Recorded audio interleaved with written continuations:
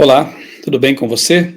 Um dos personagens, um dos pioneiros mais significativos, emblemáticos, com uma biografia muito rica, foi justamente Guilherme Sтай Jr., primeiro adventista batizado no Brasil, no Rio Piracicaba, pelo pastor Frank Westphal.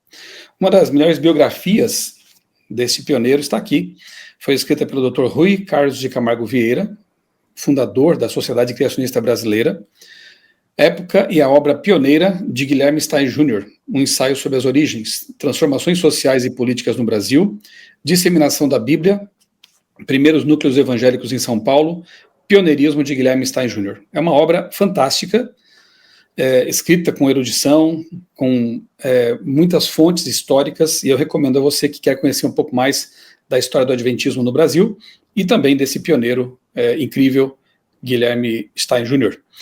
Esse livro está disponível no site da sociedade, scb.org.br, lá na loja virtual, scb.org.br. Vale a pena conhecer esse material aqui. Eu quero compartilhar com você agora uma apresentação em prese para contar um pouquinho da história desse grande pioneiro, né, eu chamo até de pioneiro multifuncional, porque ele trabalhou nas áreas de educação, comportagem, publicações e outras. Aqui nessa foto, ele está com a esposa, Maria Krahenbill, que também foi uma grande serva de Deus, uma mulher de fé. Eu tive acesso às cartas que ela escrevia com frequência para os parentes, e a gente vê, assim, uma pessoa fantástica, né? Passei um tempo pesquisando lá no Centro Cultural da Sociedade Criacionista Brasileira, depois eu vou falar um pouquinho mais sobre isso, e tive acesso ali a documentos, cartas, artigos, um vasto e rico acervo relacionado com Guilherme Sтай e guardados ali, graças ali ao cuidado, né, de Rui Carlos de Camargo Vieira e do filho também, Rui Corrêa Vieira, que são aí fundadores da Sociedade Criacionista Brasileira e que tem uma relação até familiar com esse casal aqui. Vamos lá, conhecer algumas coisinhas sobre ele. Guilherme nasceu em 13 de setembro de 1871, em Campinas, São Paulo. Com 11 anos de idade, completou os 5 anos dos estudos primários em um colégio luterano em Campinas. Isso foi o máximo que ele conseguiu avançar nos estudos formais. Naquela época era bem complicado, né? No entanto, ele foi um grande autodidata. Já veremos daqui a pouquinho aqui quanta coisa ele pesquisou e escreveu. Realmente é uma mente brilhante a de Guilherme Sтай. Vamos adiante. Com 22 anos, Guilherme se mudou para Piracicaba, onde residiu na casa dos pais de Maria Krahenbill, João e Berta. Algum tempo depois, ele e Maria se casaram. Os Krahenbill eram metodistas e Guilherme começou a frequentar a igreja com eles, embora fosse de família luterana. Tornou-se dedicado, estudante da Bíblia, acordava 5 horas para estudar. Em 1870, as oficinas Krahenbill tinham 40 funcionários e funcionavam com máquinas a vapor. Fabricavam fogões, arados, faziam trabalhos de serralheria, ferraria, fundição e carpintaria. Foi a primeira indústria do estado de São Paulo. João ofereceu 3 vezes a Guilherme e Maria sua parte na indústria, porque, óbvio, ele via no genro, né, alguém que levaria a fábrica ainda mais longe. Era brilhante, era inteligente, mas Guilherme e Maria tomarão outra decisão depois. Mas eu quero que você já entenda que eles poderiam ter sido milionários, né, talvez até bilionários, e não foram nesse caminho porque encontraram um caminho melhor logo depois. Eu quero mostrar para você também depois um artigo que publiquei em meu blog, outraleitura.com.br, com tradução do meu amigo Diego Rocha, que mostra realmente assim o que aconteceu com Guilherme e como ele era um homem muito sincero, um buscador da verdade, que queria realmente encontrar a verdade. Aqui então estão os primeiros missionários que tiveram contato com ele, adventistas, o Albert ou Augustus Stauffer, né? Augustus Stauffer, e o pastor Frank Westphal. Augustus encontrou Guilherme. Guilherme enviou cartas, como a que eu vou ler daqui a pouquinho para você. Guilherme enviou cartas para a Associação Geral e, graças a isso, missionários foram enviados para encontrá-lo. E o primeiro, então, a encontrá-lo foi o Stauffer, que depois pediu ao pastor Westphal que viesse para fazer o batismo de Guilherme ali na região de Piracicaba. Aqui, então, nesse rio, não sabemos exatamente o local, mas nesse rio, então, em abril de 1895, Guilherme Stein Jr. foi batizado, sendo assim, então, o primeiro adventista batizado no Brasil. É uma cena que deve ter sido muito bonita. O pastor Westphal conta que o Stauffer segurou ali uma árvore, um galho de uma árvore, com a outra mão ele segurou o paletó do pastor, e o pastor então fez o batismo do Guilherme ali nessas águas. Piracicaba, na língua indígena, quer dizer colheita de peixes, né? E é interessante que essa colheita de pessoas, como se dizia, né, colheita de almas, ela começou, né, no contexto adventista, justamente nesse rio aí, na cidade de Piracicaba. Aqui, então, temos dois pioneiros que eu comparo. Guilherme Stein Jr. e o John Andrews. John Andrews era brilhante, sabia o Novo Testamento de memória, e muitas partes do Antigo também. Falava mais de um idioma, foi o primeiro missionário oficialmente enviado para a Europa para pregar o evangelho por lá. No caso de Guilherme Stein, filho, ou júnior, ele também conhecia muitas línguas, disse que ele conhecia até uns 40 idiomas, estudou muito sobre linguística, idiomas, lia fluentemente grego, hebraico, alemão e inglês, obviamente, da sua origem, também porque estudou a língua inglesa. E foi brilhante nos seus textos e na sua missão também como pregador, missionário, pastor credenciado, enfim. Para mim, Guilherme Stein Jr. foi o nosso John Andrews aqui no Brasil. Duas histórias maravilhosas, lindas e inspiradoras. 1896, Guilherme Stein Jr., ele trabalha como comportor entre os norte-americanos em Santa Bárbara do Oeste e também entre alemães. Ainda no mesmo ano, foi diretor e professor no Colégio Internacional de Curitiba, uma instituição privada, mas nos moldes adventistas, né, ali em Curitiba, que foi realmente destaque na cidade. Em 97, ele vai para Gaspar Alto e dirige ali a escola paroquial. Em 99, a editora adventista no Rio de Janeiro é estabelecida. Em 1900, ali ela tem suas primeiras publicações, e Guilherme Stein Jr. foi o primeiro editor naquela, em que então viria a ser conhecida depois como Casa Publicadora Brasileira. Aqui está então o primeiro impresso, né, em língua portuguesa adventista no Brasil, o Arauto da Verdade, que por um bom tempo foi editado, preparado, traduzido os textos por justamente Guilherme Stein Jr., primeiro editor da CPB. Aqui está uma Bíblia, eu quero até ler para você um pequeno texto aqui que conta a história desse achado aí, da Bíblia que pertenceu ao Guilherme. Aqui está Roberto Conrad, ele me partilhou aqui algumas informações com relação à descoberta dessa Bíblia, e eu escrevi um pequeno texto aqui para você entender que realmente essa Bíblia é muito significativa. Naquela tarde de 1990, Roberto Conrad Filho, teólogo adventista e ex-cantor do Quarteto Arautos do Rei, caminhava pelas ruas apinhadas do centro do Rio de Janeiro. Como era de seu costume, iria visitar um grande sebo e, quem sabe, voltar para casa com alguma obra rara e se deliciar com a leitura. O que ele não sabia é que naquele dia encontraria um verdadeiro tesouro histórico. Ao entrar na loja, foi percorrendo as estantes com os olhos até que se deparou com um volume espesso e pesado, com a capa bem desgastada e as páginas amareladas. Pegou-o com cuidado e teve a primeira surpresa ao descobrir que se tratava de um Antigo Testamento em alemão e hebraico. Ao abrir na primeira página, a surpresa foi ainda maior. O livro havia pertencido a Guilherme Stein Jr., o primeiro adventista batizado no Brasil. Sim, o terceiro Guilherme, né, do livro que eu estou preparando aí para o futuro, né, a história dos 3 Guilhermes. Ali, diante dos olhos arregalados de Roberto, estava a assinatura do pioneiro. Aqui está na foto, olha só. Guilherme Stein Filho. Ele assinava às vezes como filho, às vezes como júnior também. Ali, diante dos olhos arregalados de Roberto, estava a assinatura do pioneiro com sua caligrafia impecável. Além disso, entre as páginas estavam cuidadosamente coladas folhas de papel seda contendo várias anotações de Guilherme em alemão e hebraico. o que tornava aquele Antigo Testamento ainda mais precioso.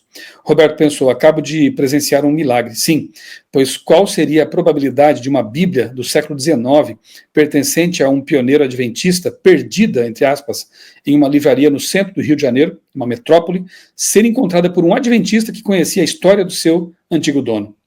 Imediatamente, Roberto comprou o livro e o levou para casa, guardando como um tesouro precioso, mas com o tempo passou a ter a forte impressão de que não deveria ficar com ele e que deveria doá-lo para a Sociedade Criacionista Brasileira, já que Guilherme é considerado o pioneiro do criacionismo no Brasil. Roberto ligou para os líderes da SCB em Brasília, que mais do que depressa foram até o Rio para buscar o livro.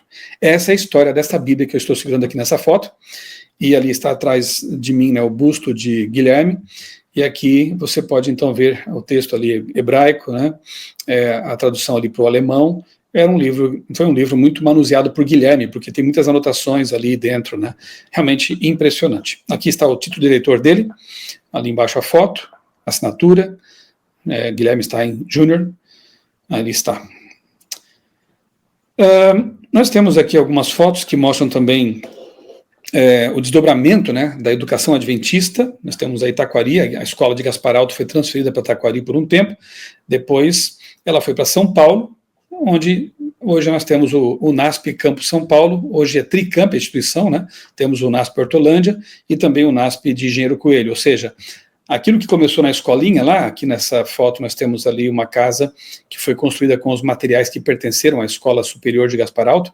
Aquilo que começou assim, de forma bem singela, lá no alto da montanha, né, em Gaspar Alto, Santa Catarina, se transformou numa instituição Tricamp, que representa muito bem a igreja hoje em todo o mundo, né, o NASP. O tempo dias dos pequenos começos, né, que como um grão de mostarda cresce, né, e se torna algo maravilhoso.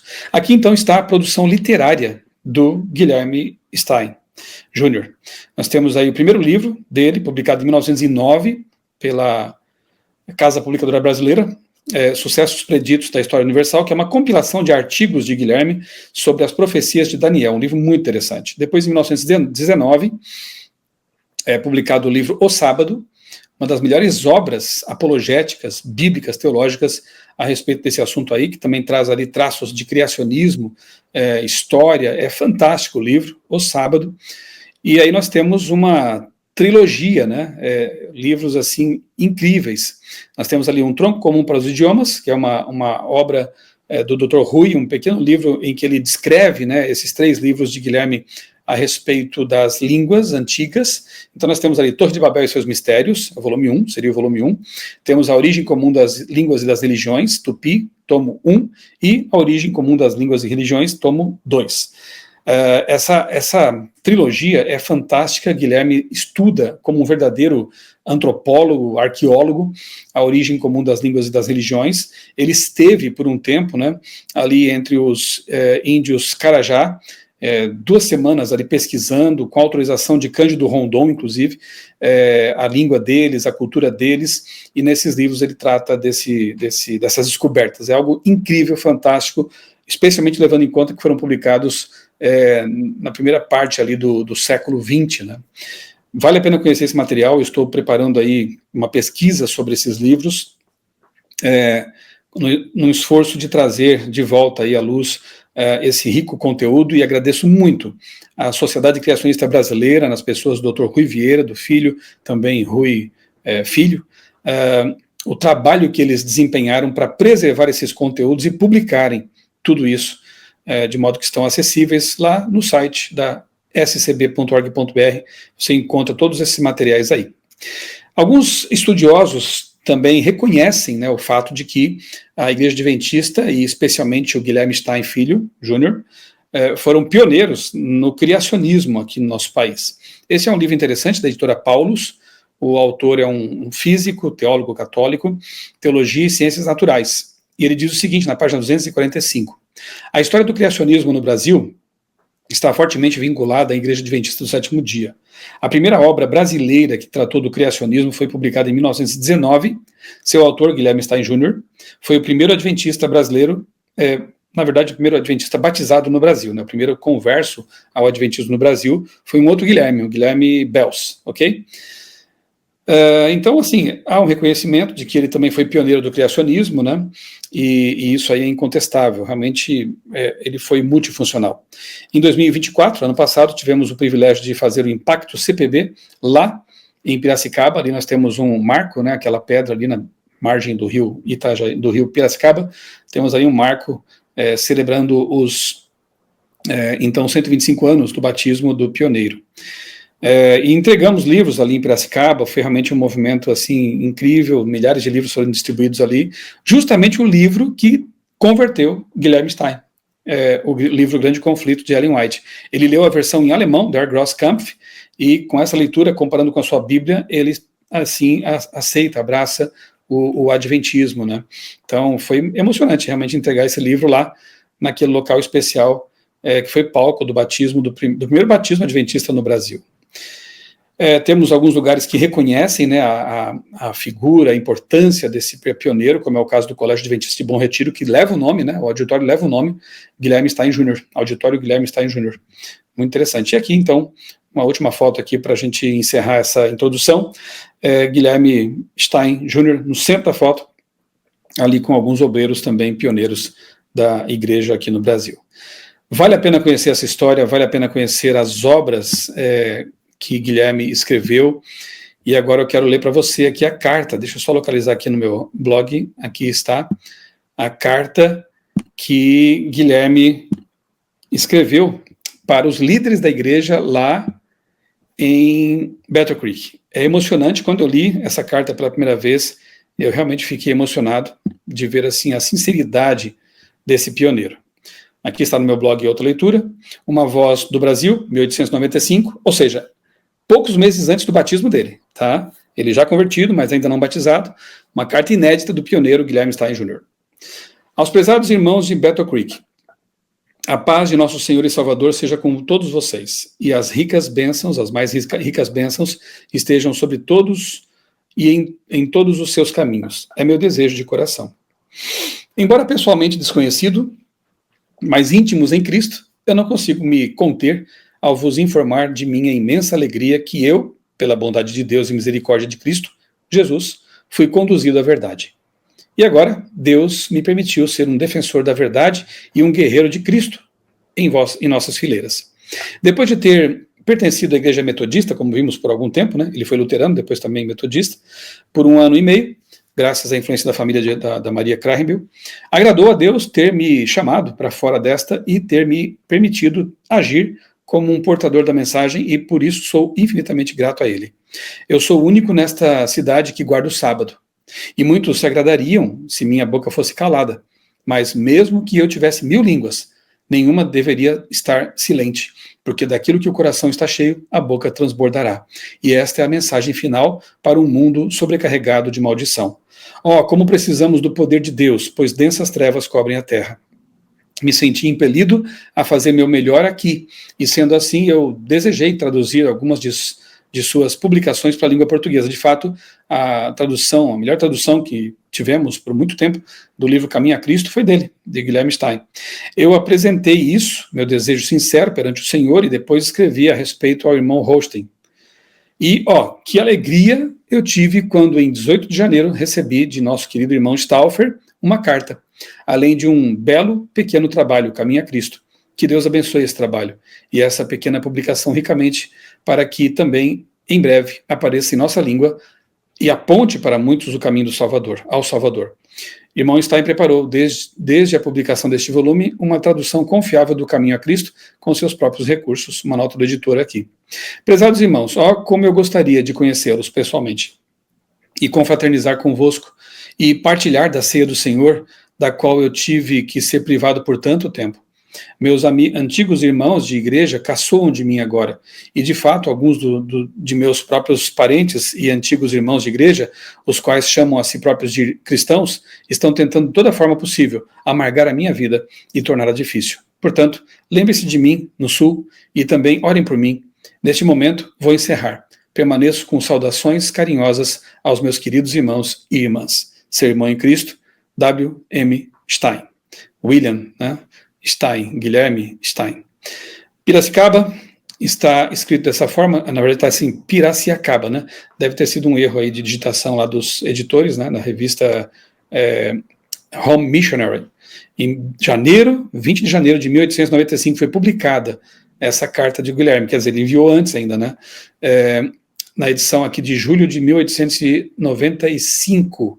A carta é datada de 20 de janeiro, mas foi publicada em julho de 1895, depois já do batismo dele, né? Aqui temos uma foto dele jovem ainda, com a esposa Maria, aqui outros familiares. Então, aqui agradeço ao meu amigo Diego Rocha, que traduziu essa carta e me ofereceu para publicação aqui no blog. Aqui temos as redes sociais do Diego, ele é muito ligado aos desbravadores e também gosta de história da igreja, tem feito um belo trabalho ali, né? Fica aqui então o convite para você conhecer esses canais aqui, essas redes sociais dele. E aqui abaixo dessa postagem eu coloquei alguns vídeos, né, em que eu falo também sobre Guilherme, batismo do Homem de Pedra, o milagre da Bíblia perdida de Stein, a chegada do Adventismo no Brasil e o testemunho dos pioneiros. É isso, né? Na sequência aí eu vou mostrar para você mais alguns vídeos. Eu estive lá, como eu disse, recentemente na sede da Sociedade Criacionista pesquisando. Eu vou contar um pouquinho disso na sequência. E depois, não perca, uma entrevista inédita com o Dr. Rui Carlos de Camargo Vieira, autor deste livro aqui, que conheceu pessoalmente Guilherme Stein Jr. Continue aqui comigo nesse vídeo. Tenho certeza que você vai ser ainda muito inspirado por tudo isso que você vai assistir na sequência. Eu estou aqui no Centro Cultural da Sociedade Criacionista Brasileira, em Brasília, e estou tendo o privilégio de fazer pesquisas aqui a respeito de um personagem histórico de tremenda relevância para os adventistas no Brasil e no mundo. Trata-se de Guilherme Stein Jr., o primeiro adventista batizado no Brasil pelo pastor Frank Westphal em 1895. Aqui nesse local nós encontramos parte do que restou da biblioteca de Guilherme Stein. Ele não teve ensino formal, estudou poucos anos em escolas, mas, no entanto, ele foi um grande erudito, um autodidata. Sabemos que ele lidava com até 40 idiomas, era fluente em grego, hebraico, aramaico e outras línguas mais. Fez uma pesquisa monumental a respeito da origem dos idiomas e das religiões. Guilherme foi também o primeiro editor daquela que viria a ser conhecida como a Casa Publicadora Brasileira, que iniciou suas atividades no Rio de Janeiro em 1900. Guilherme também foi o primeiro professor de escola adventista em Curitiba e Gaspar Alto, primeiro diretor de escola também, foi comportor. Tem uma história riquíssima, um personagem muito interessante para pesquisas e para inspiração, principalmente. Aqui atrás a gente vê comentários bíblicos, livros sobre geopolítica, teologia. Eu fico pensando como que no início do século XX Guilherme teve acesso a todo esse conteúdo, adquiriu esses livros e ao folheá-los a gente vê que estão sublinhados, anotados, o que mostra que realmente era um pesquisador profundo. Esse foi aquele que eu chamo no meu livro A Chegada do Adventismo ao Brasil, o pioneiro multifuncional, porque ele foi usado por Deus em áreas bem distintas, né, da nossa igreja aqui no Brasil. Guilherme Stein Jr., ele poderia ter sido um homem muito rico, porque ele e a esposa Maria Krahenbuhl, uma mulher de Deus também, há muitas cartas aqui às quais eu tive acesso, escritas por ela. Você vê uma mulher muito preocupada com as pessoas, muito cristã. E eles herdariam as indústrias Krahenbuhl, lá em Piracicaba. O pai de Maria é fundador dessas indústrias, e quando Guilherme e ela se convertem ao adventismo e decidem ser missionários, eles abrem mão dessa carreira de empresários e se tornam pessoas humildes, pessoas simples, que, no entanto, contribuíram tremendamente para a obra adventista em nosso país. O meu convite para você é que conheça essa história. No meu livro A Chegada do Adventismo ao Brasil tem um capítulo específico sobre o Guilherme Stein. O Dr. Rui Vieira, ele publicou um livro também com muitos detalhes interessantes. Ele, que é também, de alguma forma, ali, parente, né, dos Stein, ele publicou um livro com a biografia desse personagem. Fica aqui meu convite para que você conheça esse material, publicado pela Sociedade Criacionista Brasileira. É um privilégio tremendo poder pesquisar, poder conhecer um pouco mais dessa história, desse personagem, dos livros que ele escreveu. Guilherme Stein, quando ainda trabalhava como editor na Sociedade de Tratados Internacional, ou seja, a Casa Publicadora Brasileira, ele escreveu, ele compilou artigos que ele publicou na primeira publicação adventista no Brasil, Arauto da Verdade, em língua portuguesa.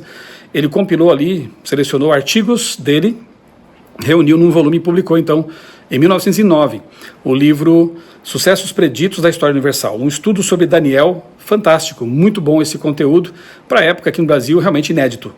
Depois, em 1919, ele publica o livro O Sábado, uma das melhores apologias e estudos sobre esse assunto, uma perspectiva criacionista, o que faz dele também o pioneiro do criacionismo do Brasil, estudo de línguas também, e depois isso gera uma trilogia que foi publicada pela SCB, com um trabalho monumental do Dr. Rui Vieira, que são os livros sobre as línguas, né, intitulados de Tupi, volume 1, volume 2, e A Torre de Babel e seus Mistérios. Que material fantástico!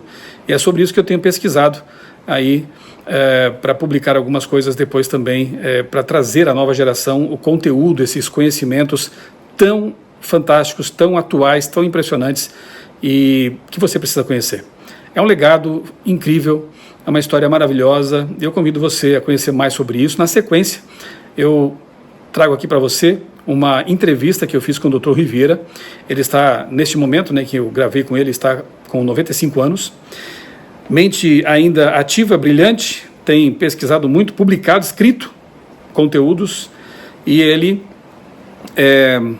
temos uma dívida de gratidão tremenda para com o Dr. Rivera, porque ele foi quem trouxe à luz, né, e juntamente com a Sociedade Criacionista Brasileira, com o apoio do seu filho Rui Corrêa Vieira, né, o Ruizinho, como a gente conhece, ele nos trouxe todo esse conteúdo e organizou tudo isso ao longo de décadas para que pudesse ser publicado, fazendo jus ao legado de Guilherme Stein Jr. E eu quero contribuir um pouquinho também, trazendo esses materiais e esses conteúdos para a nova geração. Então fique aí com a entrevista que eu fiz com o Dr. Rui, beba dessa fonte maravilhosa e sejamos gratos ao trabalho desses pioneiros, façamos a nossa parte também, nós que estamos agora aqui levando avante esta obra. Qual a importância, a relevância do personagem Guilherme Stein Jr. para a história do Adventismo aqui no Brasil e no mundo também? Olha, eu diria que a importância é no sentido de que, num país como o Brasil, que culturalmente sempre foi muito pobre, não podemos nos comparar à própria Argentina, que está pertinho aqui, ao México, por exemplo, e, sem dúvida, nem pensar em comparar com os Estados Unidos ou os países europeus como Inglaterra, Alemanha, França, Áustria, talvez Itália também, são os talvez mais significativos. E num paísinho então como esse aqui, nas florestas aqui tropicais, aparece alguém dotado de uma capacidade sobre-humana, eu diria, que consegue fazer um trabalho pioneiro de um valor, eu diria, incomensurável, né? É o que eu poderia dizer nesse sentido. Que argumentos o senhor usaria para justificar o fato de Guilherme ter sido realmente uma figura ímpar, um intelectual assim de extrema grandeza, né? Foi, em primeiro lugar, porque é uma pessoa que, eu diria, realmente se converteu. Em segundo lugar, porque recebeu as bênçãos de Deus para realizar uma obra que dificilmente alguém poderia realizar se não tivesse essa bênção específica, né? E ainda poderia dizer que a época em que ele viveu foi promissora também para inovações. Eu diria que talvez nos anos do batismo dele houvesse no Brasil talvez só 2 universidades, do Rio de Janeiro e de São Paulo. Não sei se em algum outro estado da federação, mas em termos universitários, no sentido de que a universidade também é uma sede de conhecimentos, né? E de pessoas que se dedicam à procura de maiores conhecimentos. Nesse paizinho tropical aqui, o subtropical, aparece um gênio como o Guilherme Stein. Então, realmente, nesse contexto, tudo é singular na vida dele, né? O senhor poderia fazer, assim, brevemente, um resumo das obras que ele publicou? Sucessos preditos na história universal. Sim. O conteúdo dele. Na realidade, são basicamente as profecias de Daniel que ele aborda, né? Tanto quanto eu saiba, o meu avô materno, que era casado com a irmã da esposa do Guilherme Stein, esse meu avô era ministro metodista. E nunca, até eu convivi com esse meu avô até 6 anos de idade, em 1936 ele faleceu. Mas nunca me lembro de ter ouvido sequer uma menção a uma profecia, a algo de caráter profético por parte do meu avô, que era um ministro metodista, afinal de contas. Eu não vou dizer que eu assisti às pregações dele, por exemplo, nos domingos à noite, realmente assistia na Igreja da Liberdade, Igreja Metodista da Liberdade. Mas então, nunca, em lugar nenhum, ouvi qualquer menção à palavra profecia ou seus derivados proféticos ou coisa semelhante. Então é de estranhar que o ambiente protestante na época, que acho que se encarnava no próprio livrinho lá sobre a vida do Guilherme Stein, eu falo dos primeiros núcleos protestantes no Brasil, né? Mas na cidade de São Paulo, talvez fosse a Igreja Metodista propriamente dita, ou a Igreja Presbiteriana, e nem sei se tinha alguma igreja luterana em São Paulo na época. Então, realmente, o caldo cultural protestante era nulo, não existia. Era um caldo católico, apostólico, romano. E, por pior que possa ter sido esse caldo, eu acho que ele foi benéfico para o Brasil como um todo. É interessante também esse aspecto. Mas tudo bem. E o livro Sábado, o que faz dele um livro assim especial? Para mim, em primeiro lugar, o tratamento, eu diria, semântico, né? Porque o Guilherme Stein desce aos detalhes das palavras de origem, não mais de origem latina, não, de origem grega, de origem hebraica. E então já mostra a tendência também do próprio Guilherme Stein para a linguística, né? Para o conhecimento de línguas. Por pouco que possa ter se aprofundado, mas é muito significativo o conhecimento que ele adquiriu, né? A gente pode dizer que o livro Sábado é um livro apologético e criacionista também? O que faz de Guilherme, então, um pioneiro do criacionismo no Brasil? Sem dúvida nenhuma, sem dúvida nenhuma. No princípio, criou Deus do céu e da terra. O próprio livro de Gênesis não deixa de ser, ter esse destaque, né, por tratar do criacionismo logo no começo da Bíblia. Uhum. O interesse de Guilherme pelo criacionismo, embora essa palavra talvez nem fosse tão popular na época, né? A gente pode dizer que derivou dessa pesquisa sobre o sábado, da importância de defender o Examenon, né, a Semana Literal da Criação. Eu diria que talvez até o contrário, né? Que foi o conhecimento adquirido nas leituras todas dele, a inspiração de Deus, que o tornaram assim, esse pioneiro que adentrou esse campo todo aí da linguística, né? Porque ele não permaneceu só indo de trás para diante no latim, no grego. Ele foi até como acabamos de ver agora aqui,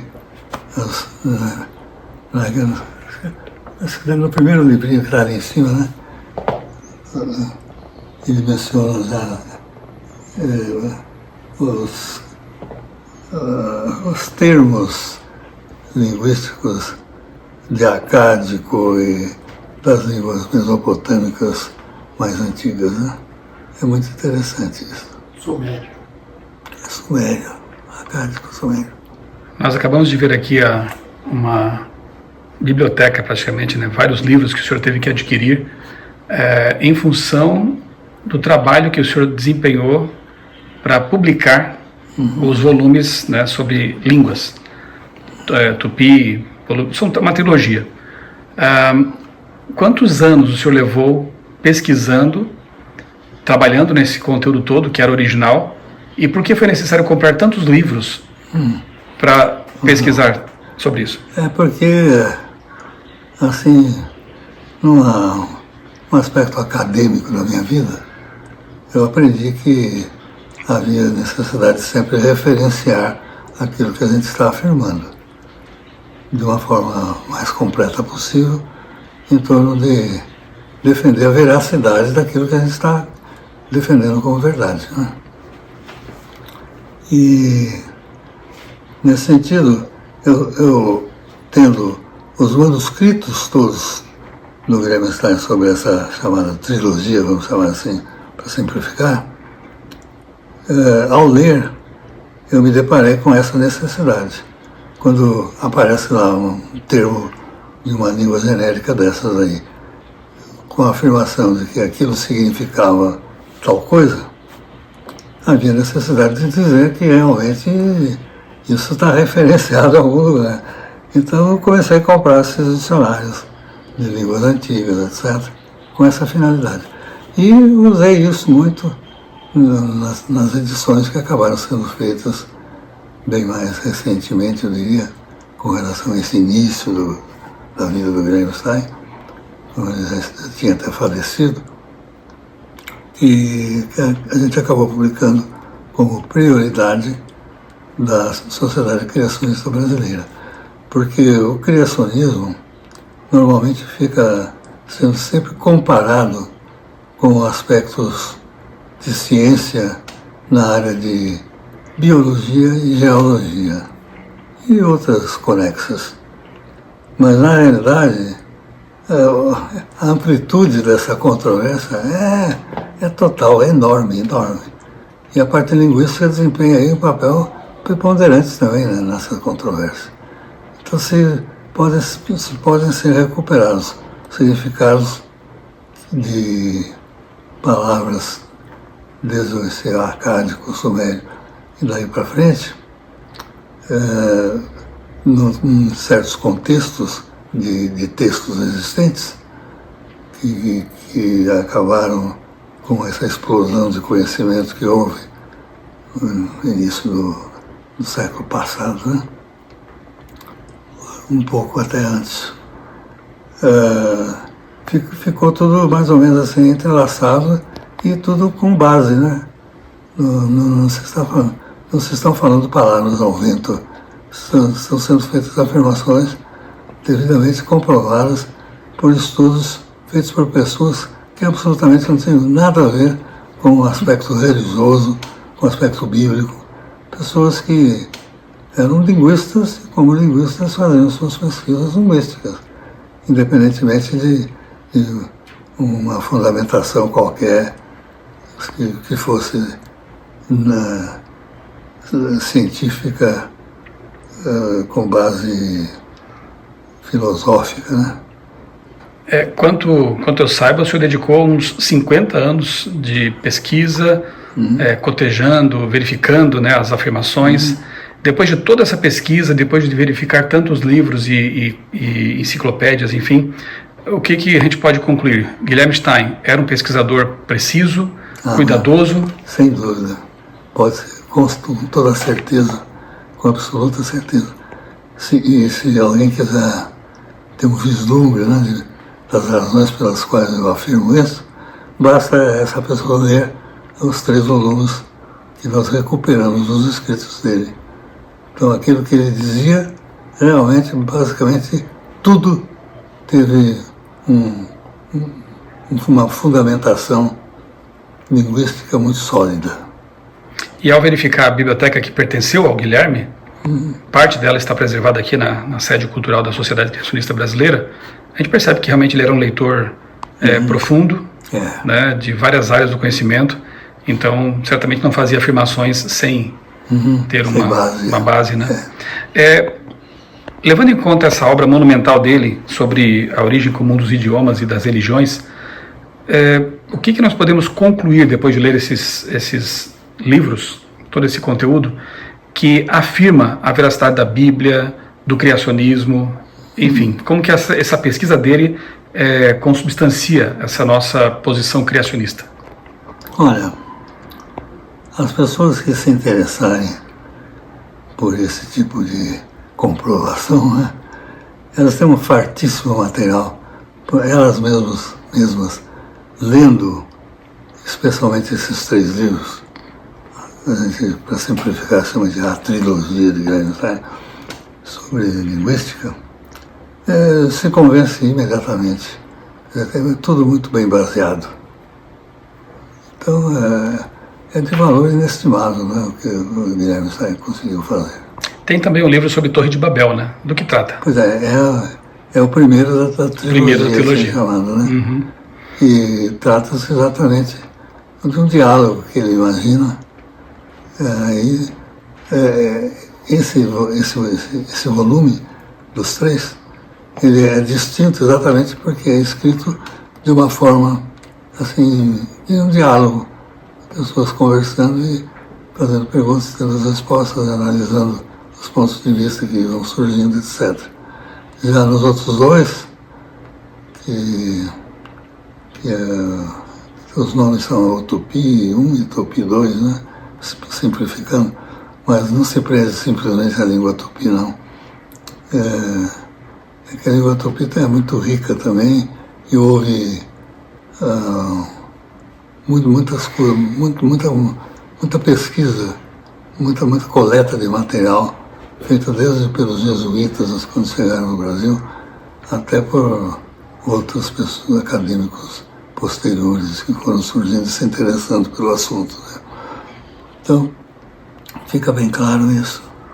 E Guilherme Stein foi pioneiro, sem dúvida nenhuma. Assim como a gente pode, quem sabe, comparar com alguém que era até contemporâneo, George MacReid Price, que juntava ali, né, unia boa teologia com a ciência. Guilherme tem o mesmo estilo, né, de trabalho, de ministério, né? Ele era um teólogo, né, um pensador nessa área, mas também apaixonado por questões mais ligadas à pesquisa científica, à linguística. Né? Exatamente. Aliás, aqui atrás de mim tem até um quadro com a figura dele, um desenho, né? A pintura do Price, né? E realmente o livro que ele escreveu sobre a teologia, né, marcou a época. O senhor também sempre foi um apaixonado por teologia, depois que se converteu, abandonou o ateísmo, né? E, obviamente, um cientista, né? O senhor, quem sabe, se vê também como um continuador desse legado de Guilherme Stein, se identifica com ele de alguma forma, além do parentesco, obviamente. Olha, é meio difícil responder essa pergunta, porque eu me identifico com uma pessoa que tem princípios e coloca esses princípios acima de qualquer dúvida, né? E princípios bíblicos. Eu vejo aí a mão de Deus conduzindo, porque não vou dizer que só eu poderia ter feito e fiz esse tipo de trabalho. Qualquer outra pessoa poderia ter sido chamada por Deus. Mas eu estava com todas as condições de, em primeiro lugar, familiares. Em segundo lugar, acadêmicas. Em terceiro lugar, com disposição para pesquisas, que a própria profissão que eu escolhi e as atividades docentes me levaram a ter conceitos muito firmes em torno de pesquisas científicas, né? Então tudo isso deve ter contribuído para que tenha saído chamaria de pequena contribuição para não deixar desaparecer esse trabalho imenso feito pelo Guilherme Stein, né? Digno de todo respeito e elogios. Como o senhor teve contato pela primeira vez com essa obra dele? Olha, com a obra propriamente dita, foi depois da morte dele, quando eu teria de fazer uma visita à tia Quinha, que era a esposa dele. Maria Krembel. Mariquinha Quinha. Então, provavelmente com alguém, poderia ter sido até minha mãe, não posso me lembrar no momento. E daí comecei a descobrir, a própria tia Quinha foi me entregando manuscritos dele, trechos datilografados e outras coisas mais, os livros, os dicionários que eram dele, que ele consultava. E muito, eu diria mais da metade, com toda certeza, do que era a propriedade literária dele, livros, dicionários, etc. Deve ter sido perdida. Consta que andava nas mudanças, ele fez várias mudanças de residência, eram encaixotados e às vezes eram deixados na casa de alguém que punha numa garagem, num galpão qualquer, e a chuva tomava a seu cargo de destruir essa riqueza toda literária dele, né? Então, são milagres. O que restou, eu acho que foi mais do que suficiente para mostrar essa diversidade de conhecimento que ele tinha, né? O senhor escreveu também a primeira biografia de Guilherme Stein. Uma primeira edição foi publicada pela Casa Publicadora Brasileira, depois uma versão ampliada pela SCB, Sociedade Criacionista Brasileira, a versão que está até hoje disponível. Agora falar um pouco da pessoa do Guilherme, como essa figura, esse personagem teve impacto sobre a sua pessoa, sobre o senhor mesmo. E o senhor conheceu pessoalmente, né, em algum momento? Quando eu me batizei, mais ou menos coincidentemente, eu me batizei em julho. De que ano? Acho que foi julho de 53. Julho de 53.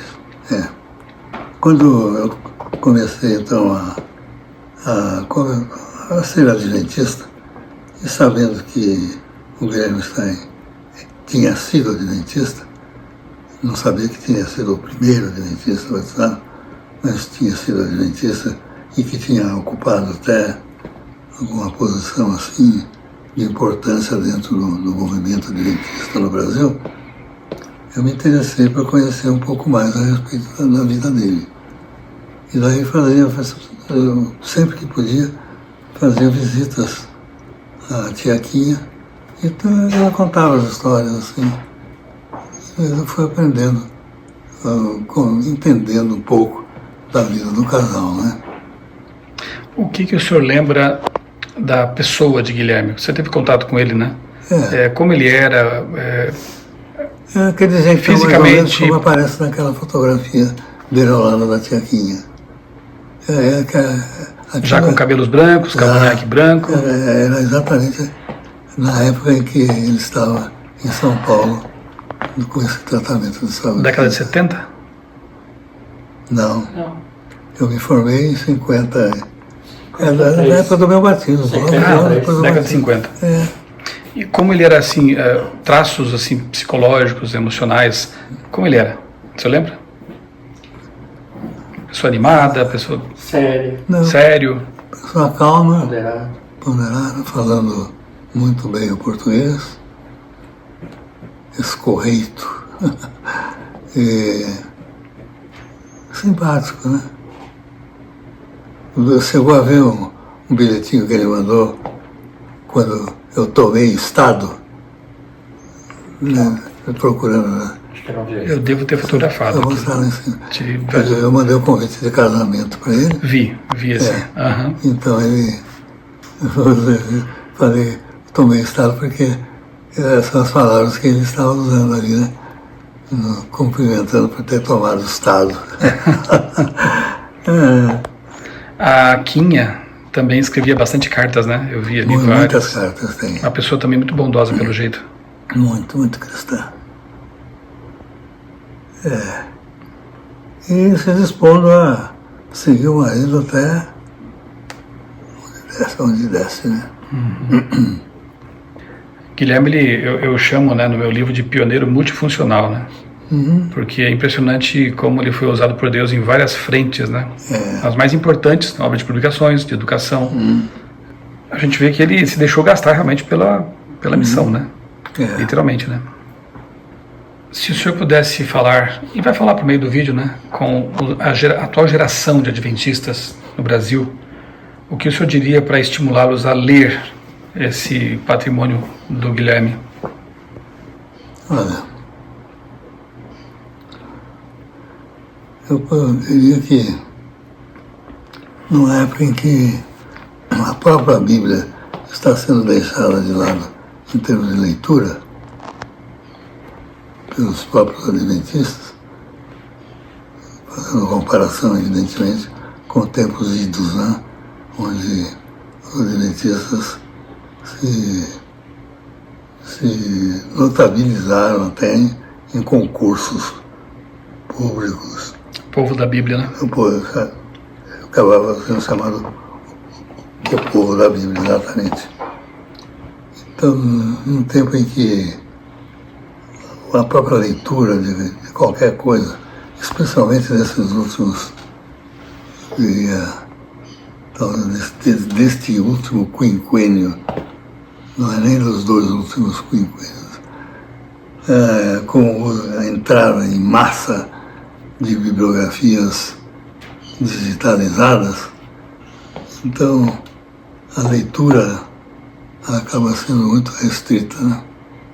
E a gente nota um viés assim meio de desprezo à leitura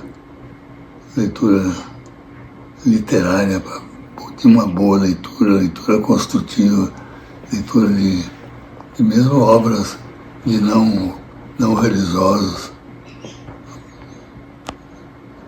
que tem princípios, defendem direta ou indiretamente princípios.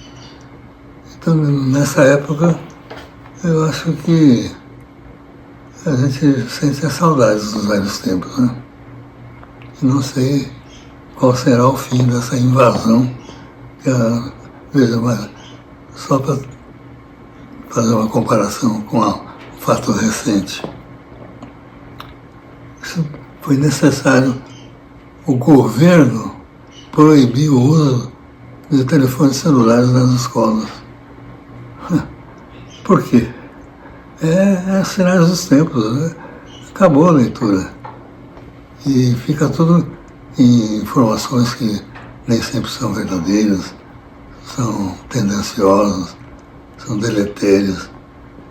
Então, realmente, a leitura eu acho que é imprescindível. A leitura mesmo de livros clássicos, da literatura, da nossa língua e de outras. Tem material muito bom, construtivo, além de todas as leituras de assuntos bíblicos, propriamente ditos, né? Estudos bíblicos, os livros da irmã White. Então, são sinais dos tempos. E a obra do Guilherme é relevante ainda hoje? Do meu ponto de vista, sim, para quem tem um padrão, vamos dizer assim, de conhecimento já de um nível que não é muito comum. Como a gente vê, por exemplo, histórias em quadrinhos para crianças.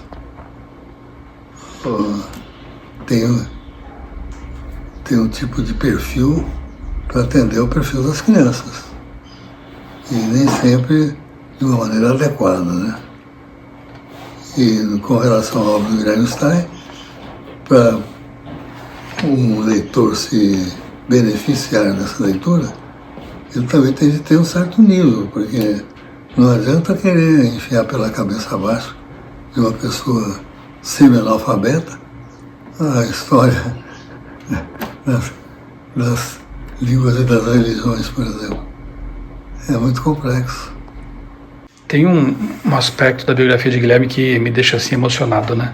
Ele e Maria poderiam ter sido muito ricos, porque ficariam responsáveis pelas indústrias Crahenbill, né? E, no entanto, eles abriram mão dessa carreira de empresários para ser missionários. Ele começa como coportor. Como que o senhor interpreta esse momento assim da vida dele e que lições isso traz para a gente? Bom, eu interpreto que foi um momento crítico em que ele aceitou o chamado. Né? E o que traz para a gente, na realidade, é um exemplo que poderia muito bem ser seguido por muita gente. Né? Mas as forças contrárias estão aí, né? E sempre estiveram. Mas Deus tem os seus planos e é só aguardar para ver, né, o final.